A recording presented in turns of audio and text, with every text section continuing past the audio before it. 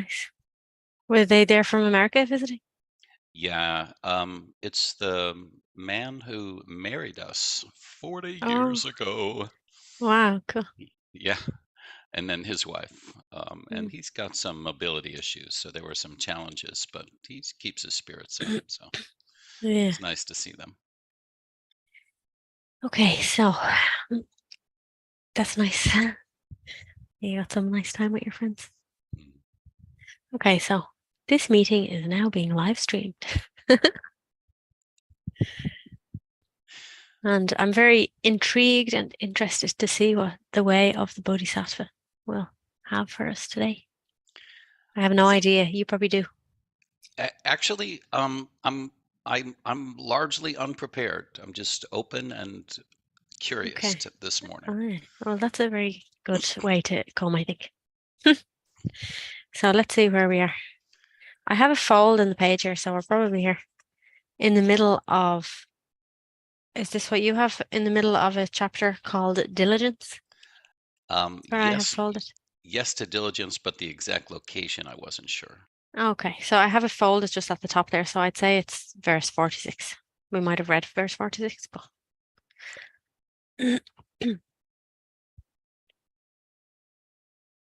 oh, let's see what it says. Is there anything that you'd like to say before we start? Well, About diligence in this chapter? I can't yeah, remember anything. right, yeah. So the thing I was reading as I was waiting for the meeting to start was um, the two verses. Um, verse 2 is diligence means joy in virtuous ways. Its contrariness, sorry, its contraries have been defined as laziness and inclination for unwholesomeness, defeatism, and self-contempt. But there's a footnote there. And if I click on that, it goes a little bit technical and I'll skip some parts of it. But the Tibetan word translated here as diligence is a rendering of a different Sanskrit word, and it expresses a sense of strong endeavor. Um, Yeah, and Shantideva suggests a sense of joy and enthusiasm, features that are brought out in this chapter. And I'm wondering if you want to comment before we jump into verse 46 on does that for me diligence speaks of a really strong focused effort, but Shantideva is trying to bring some joy to it. yeah, because I think normally in the world we think diligence, like you have to strive and try really hard. But if I think of diligence in relation to what the words I would use would be like spirituality, or really it would mean, we read a chapter about the elephant in the room, so the diligence would be to not let that elephant run wild, which is basically your mind. So, our most fundamental nature is the room, you could say, or even what the room is in. So that's like peaceful. It doesn't we don't really have to control it or do anything. But the diligence is to not give our attention to that elephant and let it like stomp all over the place. And there's a wonderful joy in that. And I don't know, I'm trying to tune into why there is a joy in that. And I think it's because firstly it is our true will. Like that's what we really want. Like we really want to be happy. I think probably everybody in the world, regardless of if they're into spirituality or not, can agree with that. We want to be happy. So this is our joy. Like to be like we're always our true self, but to consciously be our true self is such a joy. So to use our diligence, let's say, which just means our um um we're not being lazy, because in this world, like laziness might be you just like something comes up and it's like, oh, I'll just get pulled by it, like some like angry or something. Um, So there's no diligence there. Whereas diligence is like, oh, okay, I'm just gonna feel this energy and be with it and let it run through me. So of course there's a wonderful joy in that because you're staying home. You're not getting Mm. pulled out of your house and getting thrown all around the place. Like you're staying home in your heart. So that's like a great joy. And yes, it might take energy and effort and diligence, but it's not the same type of diligence that we think of. If you might think of what's coming to my mind is, if you're studying for an exam or something and you have to have diligence and make sure you study every day. And I mean, some people could say there's a great joy in that as well. And of course, you can find joy there too. But still, it's not the same, quite the same energy. I don't know if it really explains it, but I do find joy in having diligence. And I'm You're thinking now of times when, like, there's also times where, like, diligence is not there. Like sometimes something comes up and it's like, for whatever reason, the diligence isn't there. And also, that's okay. Like, we don't have to beat ourselves up if that happens. And in a way, maybe you can't make it be there.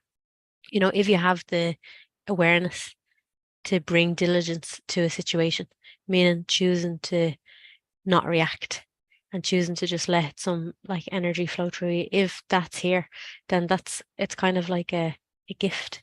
It's we didn't make it be here, even that ability or the awareness that we can try. So sometimes it'll feel like we're trying really hard, and sometimes it might feel like it's just flowing from us.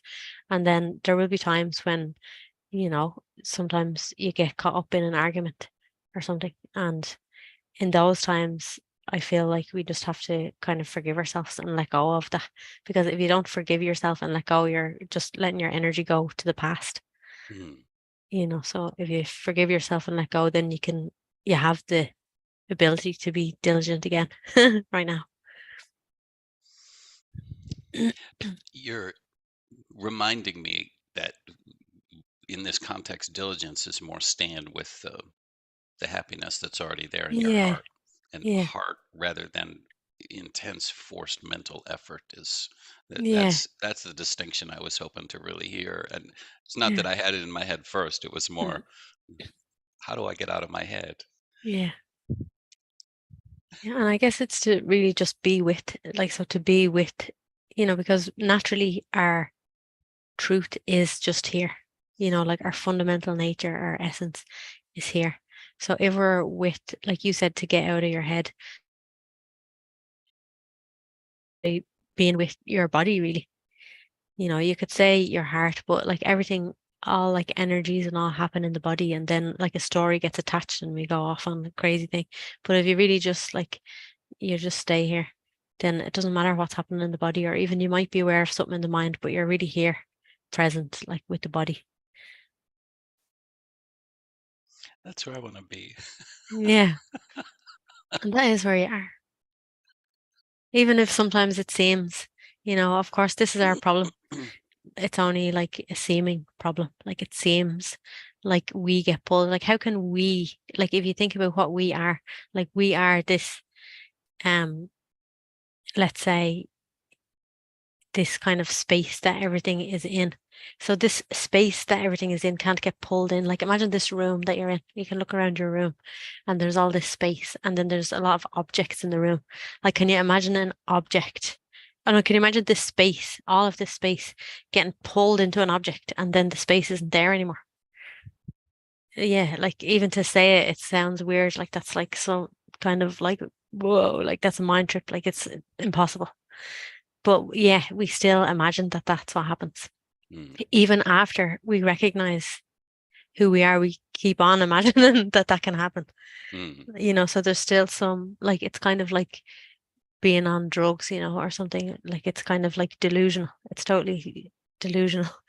So what we have to do is recognize that so deeply that we know that that's not what happens.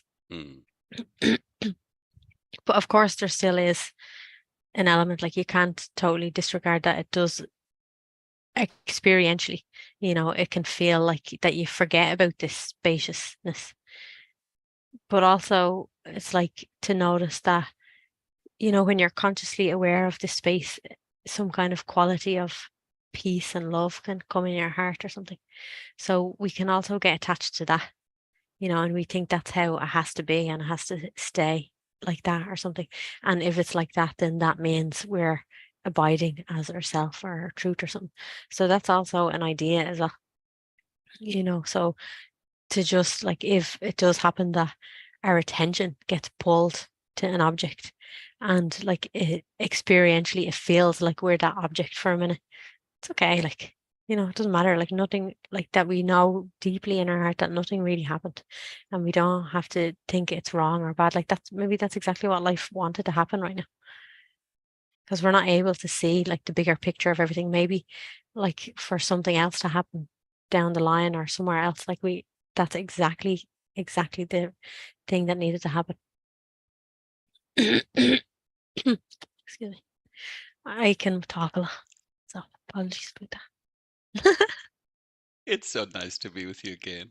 Yeah, so nice to meet you too. Okay, I'm summing quickly to verse I have a cold 46. again. Oh, I'm sorry. What's your pleasure? Would you like to start? Yeah, I kind of feel like starting with that way. Sure. Okay. Therefore, I will aspire to tend to virtue and steep myself in it with great devotion, and with the method stated in the Vajradvaja, I will train in confident assurance. Let me first consider my reserves, to start or not to start accordingly. It might be better not to start, but once begun, I should not then withdraw. For if I do such things, the pattern will return in later lives, and sin and pain will grow, and other actions will be left undone, or else will bear a meagre fruit. I like that. See, so it's kind of like saying, like, you really have to have diligence all the time. It can't be. And I think this is what does happen in life, when you're like the same as you, and maybe anybody who listens to this, you might be in circles of Sangha, like people who are interested in spirituality. So at least I have seen that many people come and discover their true nature. And of course, it's a wonderful joy. Like, oh, thank God, I'm not this. But then, maybe they stay for some time in the like field with friends who are also discovering, but then they leave, or, you know, just human nature. Like,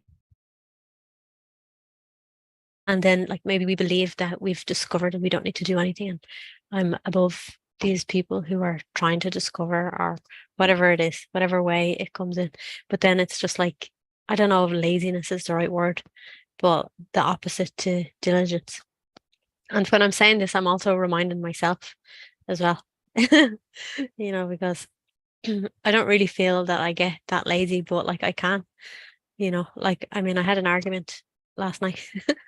So that's kind of a little bit, it's a sign that it's a little bit of laziness, because the argument didn't necessarily have to happen. If I was more diligent, I could have, been with that feeling and let it go through. So in a way, it's good when those things happen as well, because it kind of says, okay, come on, like it's like a slap from life. Like you really have to be diligent. You can't like be doing this, or like what this says, like in later lives, the sin and pain will grow, and other actions will be left undone, or else will bear a meager fruit, which is also like, it depends on the fire in your heart. Maybe some people are happy to bear a meager fruit, but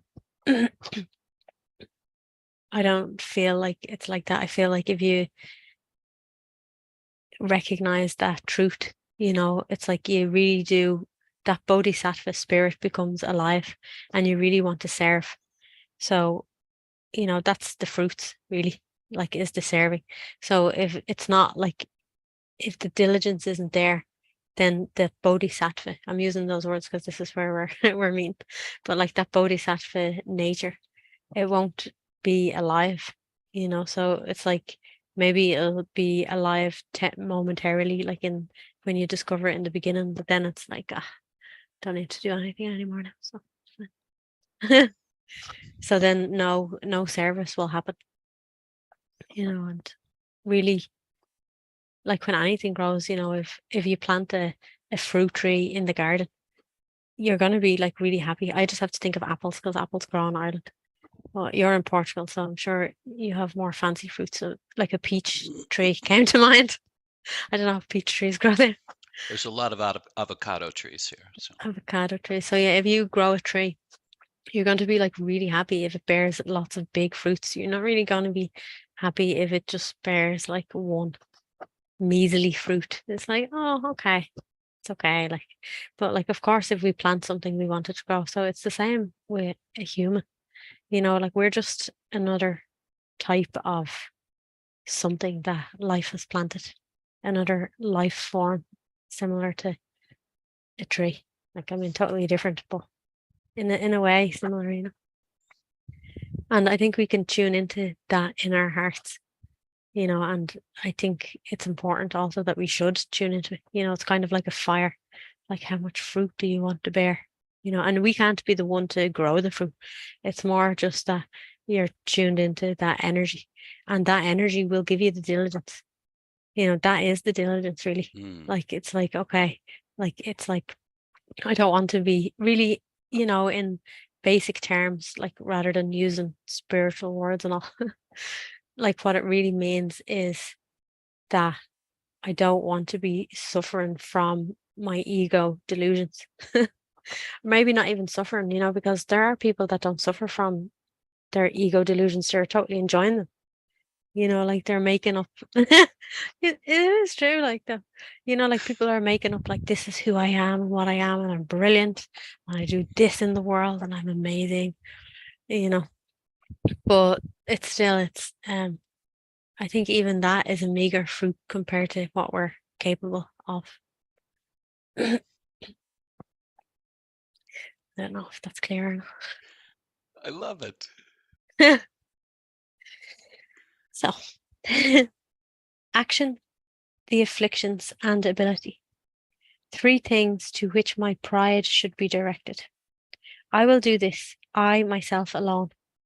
These words define my pride of action. Overpowered by their minds' afflictions, worldly folk are helpless to secure their happiness. Compared with those who wander, I am able. This, therefore, shall be my task. When others give themselves to low behaviour, what shall be my stance in their regard? In any case, I'll not be arrogant. My best way is to give up such conceit. When they find a dying serpent, even crows behave like soaring eagles. Therefore, if I'm weak and feeble-hearted, even little faults will strike and injure me. But if, depressed, I give up trying, how can I gain freedom from my abject state? But if I stand my ground with proud resolve, it will be hard for even great faults to attack me. Therefore, with a steadfast heart, I'll get the better of my weaknesses. But if my failings get the upper hand, my wish to overcome the triple world is laughable indeed. This reminds me again kind of like that forgiveness thing, so it's kind of like forgiving yourself when mistakes happen. So if you're in the habit of forgiving yourself, or maybe you want to think of it in different terms, like just letting go or not being attached to like what happens, then it's not going to get you down, because that can happen to a human as well. Like everything is good and you're living in the light of God, and then all of a sudden something happens and you behave from in a way that you used to behave in the past, and it doesn't seem very loving, or like it doesn't seem like the light of God was guiding your path or whatever. Like that can get people into a type of a depression, like, oh, I'm not as awake as I thought I was, I'm not this, and I'm so far away now, and like just like kind of like that. And then maybe even they start like seeking again, like I need something different, but like it's nothing. It's like it has to be only ever like just now, like, so that it came, and maybe you can reflect on it and say, okay, like this happened or whatever, but just like let it flow through. And that's what forgiveness is. Forgiveness is, I know I always bring up, like you say, I always bring up A Course in Miracles, but A Course in Miracles says that like forgiveness is when you recognize that it actually didn't even happen. Mm, And mm. that's really the ultimate truth, really, that it didn't really happen. But we can have I mean, if we really were seeing that every moment, we'd never have a problem ever, you know. But we can see it to the level that we're able to see it at. And if it seems like it happened, that's okay. But forgiveness is like that it really just means that you're not holding on to it. It's like this happened and it means this and I'm bad, or that person is bad and I need to do this and that. It's just like literally like experientially it never happened. It's Mm. gone, came, it went. That's a very advanced perspective, it seems to me. Yeah, but it's not really, because, you know, like many people in spirituality see this, you know, through like really just recognizing who you are, Mm, because when you recognize who you are, it's like, what is it? It's like right now, there's like something here that's everything else is appearing within. And in a way, inherent in recognizing that, there's also a kind of a knowing that all of this stuff that's here, it's not really here. It's like it somehow becomes very apparent that it's an idea. I know it seems real, but like it's an idea. So an idea doesn't really happen. Like if you have an idea about something now, it doesn't mean that it's true. So inherent in our like waking up to who we are, that's what we really recognize. And maybe it might not happen, that recognition, the first time, like, but the more we choose to look and see who we are, like those kind of insights become more obvious. But I think even in a split second, that's kind of obvious, because we've taken ourselves to be this body, so then like, and we give that such like reality and stability. And so if we're this body, then that means all of those other things have a reality to them. But when we turn our attention inwards and like we recognize, and it is kind of like a feeling as well, like you kind of really feel and understand and recognize that, okay, like I'm not this body, like right now I'm not this body. And what is this body like right now when I'm looking? Like it's just an idea that's appearing within this much bigger thing. And the idea isn't even like a huge idea or something. It's like, again, like I don't know why I don't even really think about A Course in Miracles unless I'm talking to you for some reason. Maybe I do sometimes, but like it has like in there like that it's a tiny mad idea, and that's what it is. It's a tiny mad idea. So it's not like a very advanced um way of thinking. Like it is, like, it can feel very advanced if you're really attached onto something, mm. you know. And also this world is very kind of, I don't know the words there, like paradoxical, so you can have that understanding and that kind of insight in your heart. But yeah, the world can still, you're still kind of playing in the world, and it can still seem important and it can still be hard to forgive as well. Like somehow they can both be there at the same time as well. That's a great reminder. Yeah, everything is possible. This world, Mm, literally. mm. And everything is possible because it's just an idea. Like, because what you can imagine absolutely anything, can't you? You can imagine the most ridiculous things, anything at all. So that is what happens. Like anything and everything that you can think of has probably been thought of. So those things can happen. This world is a magical place.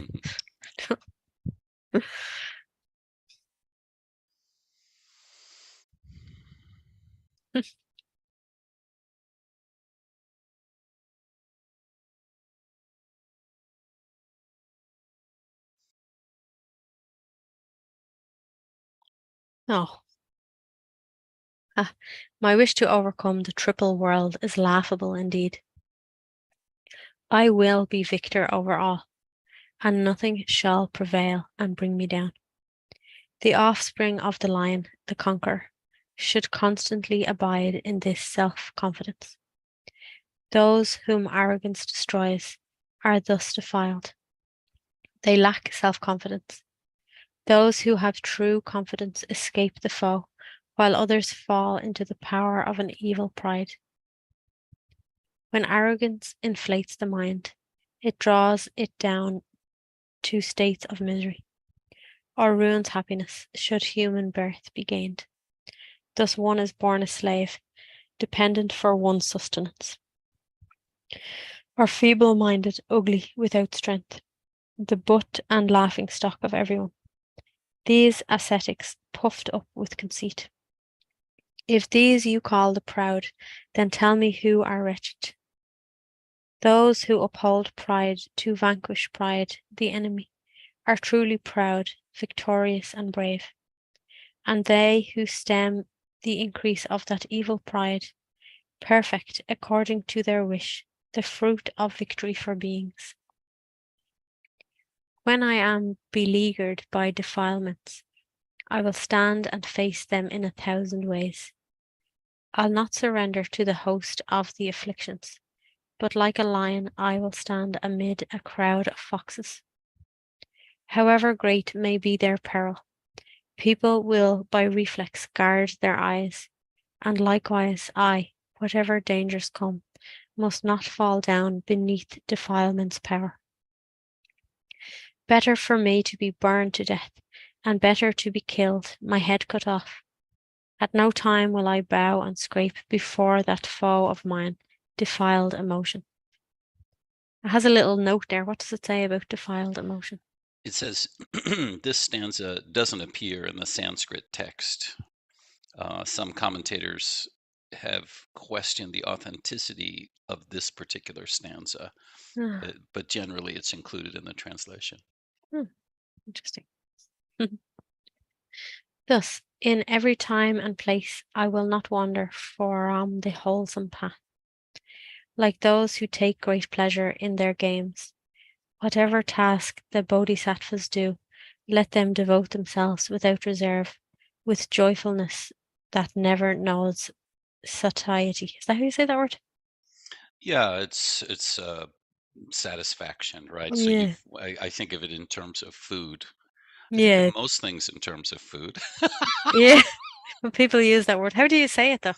Satiety. Satiety. It You don't hear means it often. no, right. It means I've eaten enough, right? Yeah. So I'm with satiated. right, with joyfulness that never knows satiety. It's just that line brings us back to what you've already said, which is, start with the joy in your heart and Yeah. go from there. It's kind of nice, isn't it? Like Beautiful. joyfulness that never knows satiety. Mm. There's a niceness in it. Like some spiritual texts would say the opposite, and that would also be nice. But I can get it. It's kind of like a joyfulness, but it's not that like you're not satisfied. It's just that it's not like that it leads to wanting more. So it's not really the same as food. If you're not satisfied, maybe you want more, and there's like it's left unsatisfied. But I think the joyfulness that what is it saying about that? What do you Well, think it's saying? well, I the could the be getting meaning wrong. the meaning that's coming up as you're speaking is that it just keeps growing Yeah, because that's its nature. yeah. Mm. Yeah, it feels like that. Like so if joy is there, it's not because I don't think it's like it doesn't lead to wanting more or satisfaction, but it's just like you naturally want to be there. you know. So it's like it doesn't lead to that thing that we were saying, like, okay, I'm done now. Like, and if it leads to that, then that's like kind of arrogance. I think he even used the word arrogance there somewhere in the Mm. text. But like it's like, okay, I'm done now. I have the joy because it's just no experience like that. It's more like, oh, like it's like you're in a stream or something. You're in this stream of joy, and like you kind of want to stay there. And that's I have to look for the word. That's the diligence. The diligence is maybe it's like a salmon swimming upstream. Like it's his natural thing to do, but it still takes effort. Probably, I'm sure it must take effort to swim against the river. But it's like, oh, it's so good. It's so good. Like that. It's kind of a good analogy.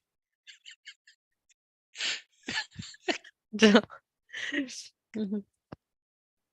People labor hard to gain contentment, though success is very far from sure. But how can they be happy if they do not do those deeds that are the source of joy to them? And since they never have enough of pleasure, honey on the razor's edge, how could they have enough of merit, fruits of which are happiness and peace? The elephant, tormented by the noonday sun, will dive into the waters of a lake, and likewise I must plunge into my work that I might bring it to completion. If impaired by weakness or fatigue, I lay the work aside, the better to resume, and I will leave the task when it's complete, all avid for the work that's next to come.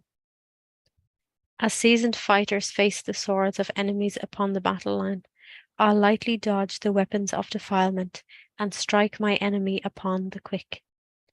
If in the fray the soldier drops his sword, in fright he swiftly takes it up again. So likewise, if the arm of mindfulness is lost, in fear of hell, I'll quickly get it back. That's good, isn't Mm. it? Yeah, it's a nice imagery and nice Yeah. analogy. And that's been like diligent as well. It's like if he drops it like for a second, he'll quickly get it back. Hmm. It's not just like, oh, okay, I'll just walk over there and get it. It's like you're alert, you're on it. But like we do have to, I think, acknowledge that, like we probably will drop our sword. But like that's like we can't let that stop us, and we have to be like totally alert to that we've dropped our sword, because maybe sometimes people drop their sword and they don't even notice that they dropped their sword, and then it's like a month goes by or a year or something. It's like, where's my sword? Where's my sword gone? Or something. Oh no, I don't know where it is. But like if you're alert and you drop it, like then you're gonna know exactly where it is. It's like just right there. You've only dropped it for a second, and then it's here. Would you like to read a few verses? So I'll start with 70. Mm. Just as poison fills the body borne on the current of the blood, likewise evil, when it finds its chance, will spread and permeate the mind. I will be like a frightened man, a brimming oil jar in his hand, and menaced by a swordsman saying, "Spill one drop and you shall die." This is how practitioners should hold themselves. Just as a man would swiftly stand if in his lap a serpent were to glide, if I sleep and lethargy beset me, I will speedily repulse them. Every time, then, that I fail, I will reprove and chide myself, thinking long that by whatever means such faults in future shall no more occur. At all times, and in any situation, how can I make mindfulness my constant habit? Thinking thus, I will desire to meet with teachers and fulfill the proper tasks. By all means, then, before I start some work, that I might have the strength sufficient to the task, I will recall the teachings upon carefulness and lightly rise to what is to be done. Just as flaxen threads waft to and fro, impelled by every breath of wind, so all I do will be achieved, controlled by movements of a joyful heart.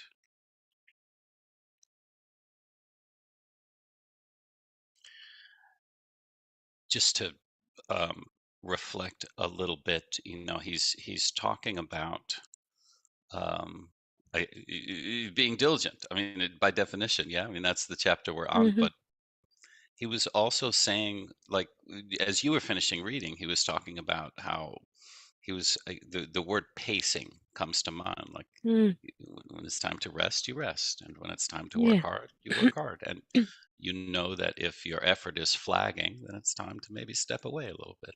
Mm.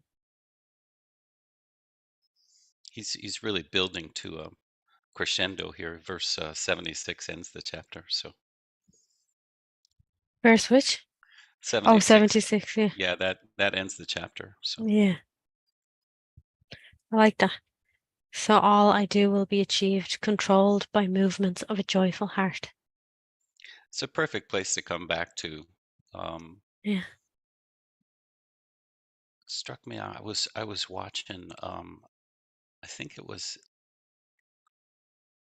David Godman talking about uh, self-inquiry Mm, and how,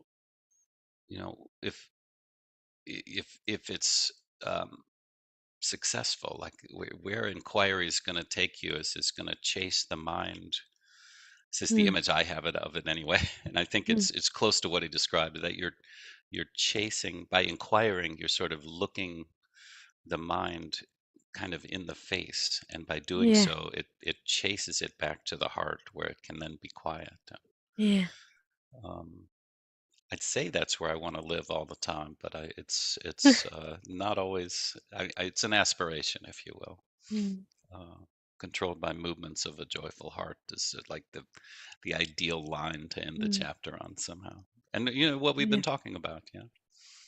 Well, I feel like, it's not necessarily for a life, let's say, human life. It's not necessarily better to, you say you want to live there all the time. Mm, It's not necessarily better to live there all the time than it is to um be doing the work, like so, if you're saying like self-inquiry, so you're inquiring, like, I mean, if you're not doing it at all, then that's a different thing. But like if you're aware of self-inquiry and texts like this, and when the awareness is there that you're applying it, and you're being diligent and you're doing the best you can, like you're doing that work. So maybe you're not feeling that joy all the time because you're doing the work that for to knock the things out of the way or whatever.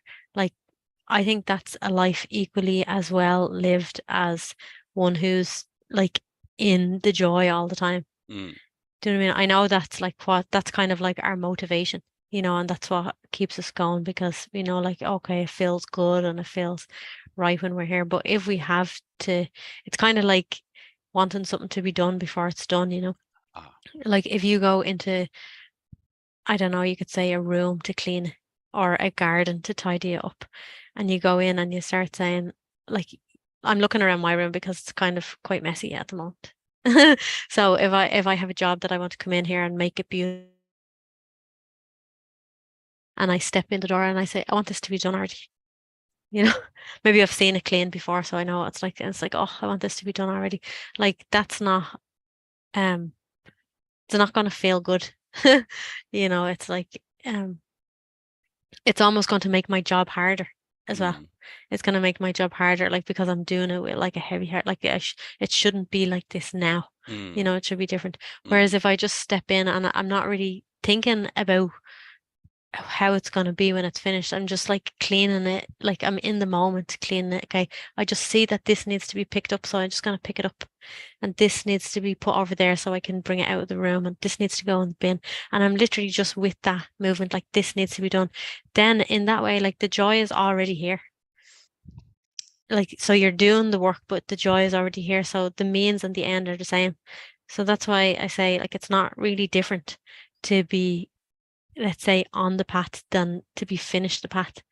Because I don't think we can really wait to be finished the path. Because even though some people talk like that, I don't know if the path is really ever finished, because maybe our own personal things can get less and less and maybe close to being finished. But there is no personal things really. Like in the beginning, it seems like things are personal.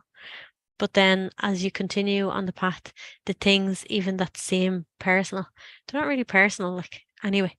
Like maybe we're all dealing with the same things, so maybe we're dealing with, anger or fear. Like fear is big one. We all have like it's kind of like the root of a lot of things.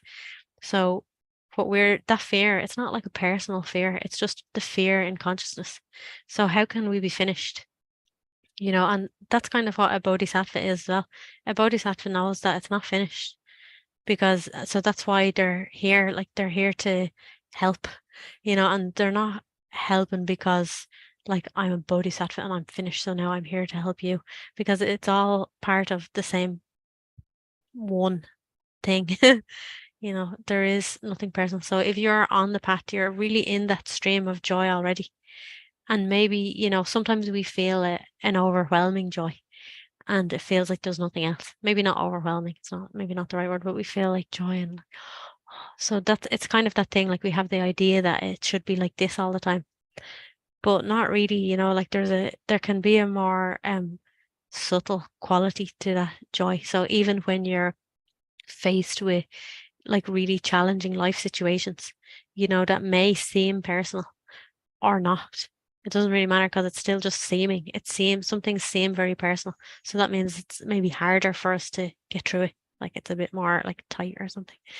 Um, but if we're on that path and we're choosing diligence and um whatever we need to do, maybe the joy there is more subtle. Like there can be a beauty. We can find like I'm going like that as if there's like a fine thread or something. So it's like, but it is like that. Like, so there can be like a fine thread. So when I hear you saying that, like you aspire to be there all the time, like something feels like you are there all the time, and even like all the time, like, but you might think, like most people think, yeah, but I'm not, because, and maybe it is like that. Like maybe sometimes you drop out of the path, like you forget that this is like important to you or whatever. But like it doesn't really matter. Like we're not in control of that, so as long as you are sometimes, and those sometimes, like when the awareness is there that you're like, yes, I want it. It's not like when the awareness is there, you're saying, no, I'm not interested, because that probably doesn't happen. But if it's just not there and you get caught up in things and you forget for a while, like that's okay.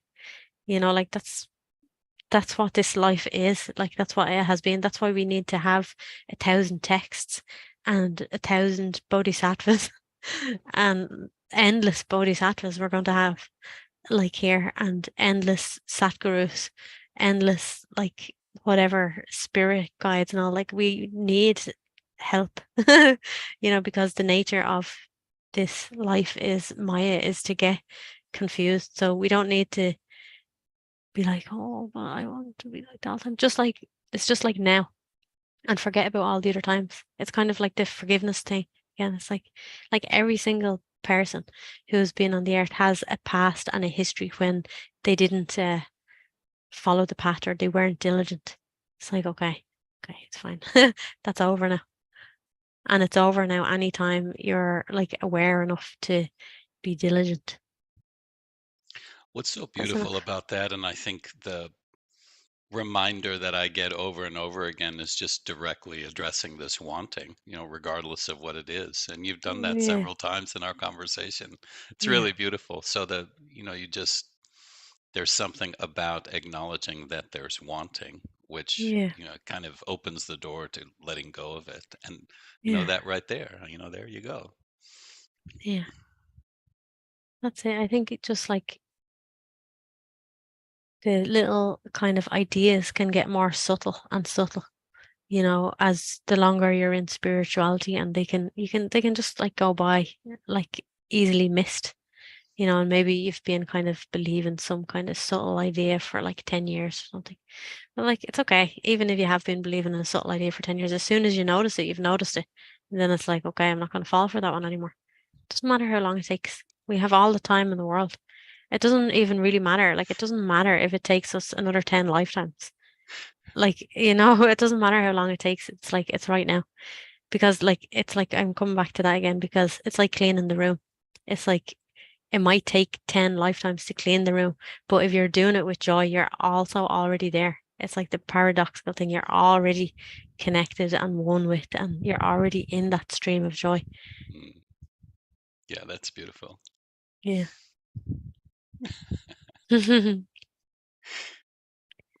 So that's a wrap. I think that's what they say. They used to say that on Irish TV. They must have those things. I mean,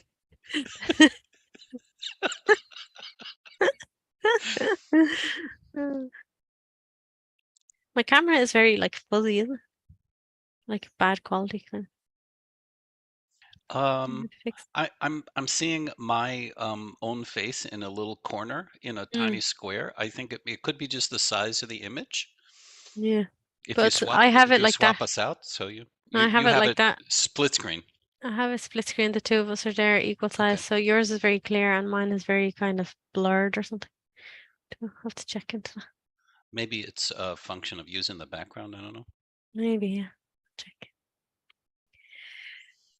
So now,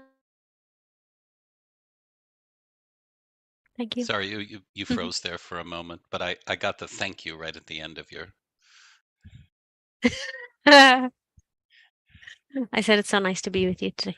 Thank you. Oh, Thank you for your presence and your joy. uh, Mhm. how can it not come out when I'm with you? It's so beautiful. That's sweet. I look forward to sharing it with others all day long Yeah. and after that. So No, I'm very really good. grateful to have gathered it up so I can give it out now. Perfect.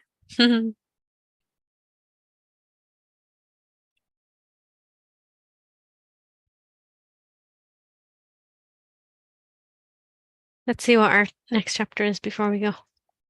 So it was called something good. Meditative concentration. It sounds good. We'll I be may have back next soon, 2 weeks or something.